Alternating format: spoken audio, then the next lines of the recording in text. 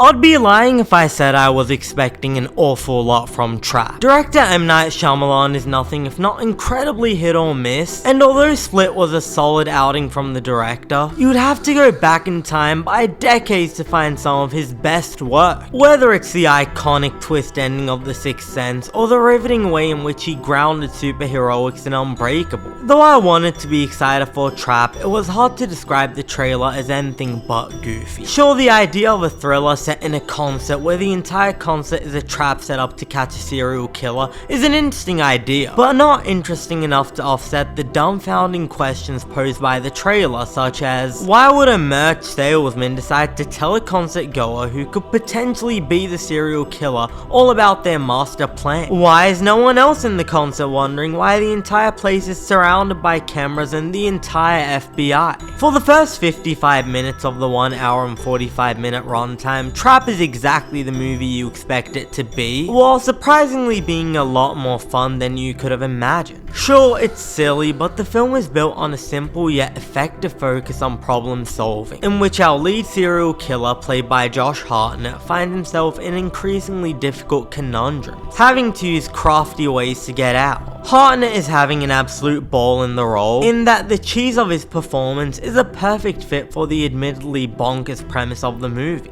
And though the lines between laughing with it and laughing at it become blurred, you can't help but find valuable humor in this part of the movie. As I'm watching this, I can't help but think this might not be as good as The Sixth Sense or Unbreakable, but it's at least as good as Split and leagues ahead of Glass and Knock at the Cabin. And then the second half of the movie happens. I'm not generally the one to rag on plot holes and contrivances. A movie is a fictional story, so as long as the end result is entertaining enough, I'm willing to forgive a whole lot. In fact, I'm probably the most forgiving audience member you can find when it comes to such. But this movie, it just takes it too far. Almost every single plot development in this film is rooted in an insane coincidence, a character being incredibly dumb, or on the opposite end of the spectrum, being borderline superhuman. Whether it's something like Hartnett's character stealing something out in the open with no one realizing, or a character shrugging off a few shots of tasers, this movie is only able to function because M. Night is focused entirely on getting from point A to B, with no regards as to how. In fact, it's fair to say that instead of being a bridge between story points, the moments of plot contrivances and plot armor are the points A and B's, simply because they are so abundant in the movie. I've been to my fair share of concerts, and when you consider that Lady Raven is meant to be some Taylor Swift level star, it makes no sense that any concert, let alone one from the biggest musician in the world, would be so immaturely put together as the one in this movie. I mean, the lead characters are in the standing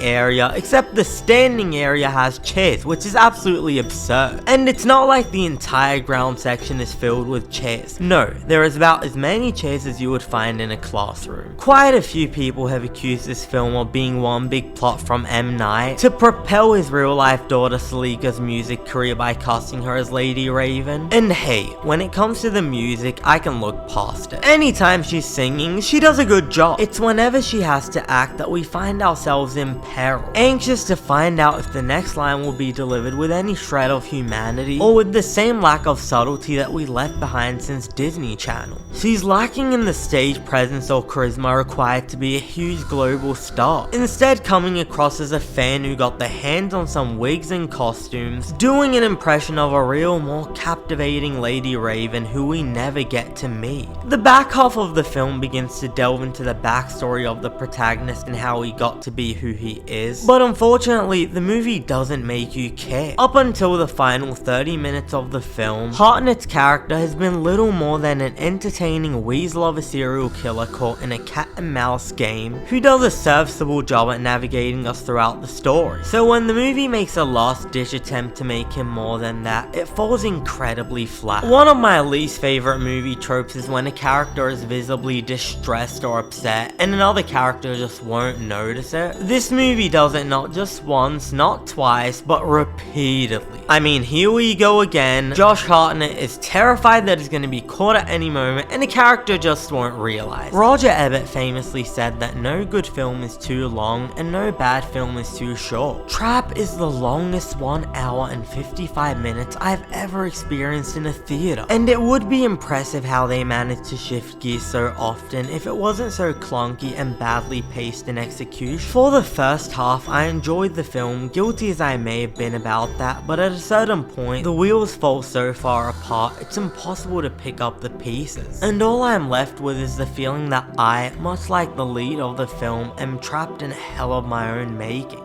with no way to get out. I'm giving this one a 5 out of 10. Thanks for watching. If you enjoyed this video, please hit the subscribe button and drop us a like for more weekly review videos. And if you've had the chance to see Trap, let us know what you thought about it in the comments below. I'm Cinemike, and I'll see you next time.